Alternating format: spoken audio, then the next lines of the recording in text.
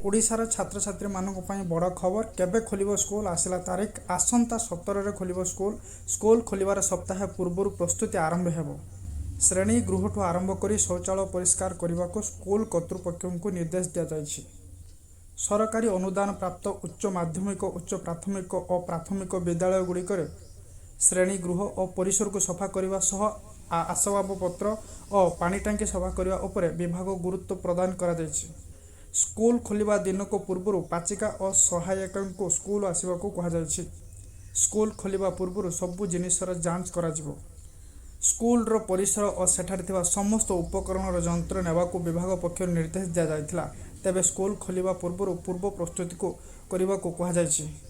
विद्यालय गणशिक्षा विभाग पक्षरु समस्त जिला शिक्षा अधिकारी को नहीं होइथिबा बैठक रे एही निर्देश दिया जायछि। ग्रीष्म प्रवाह को आखिरे रखी गणशिक्षा विभाग पक्षरु आगुआ स्कूल छुट्टी रखा जायथिला। गणशिक्षा विभाग निर्देश रे खोर्धा जिला शिक्षा अधिकारी पक्षरु समस्त स्कूल को एने चिट्ठी कर जायछि।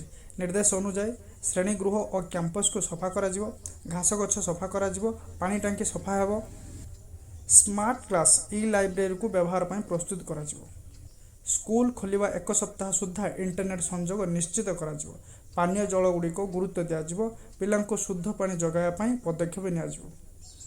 राज्य माध्यमिक शिक्षा निर्देशक और उच्च माध्यमिक शिक्षा निर्देशक प्रत्यक्ष तत्वावधान में विद्यालय परिचालना करा जिवो बोली सूचना और लोक संपर्क विभाग पक्षर जारी होता।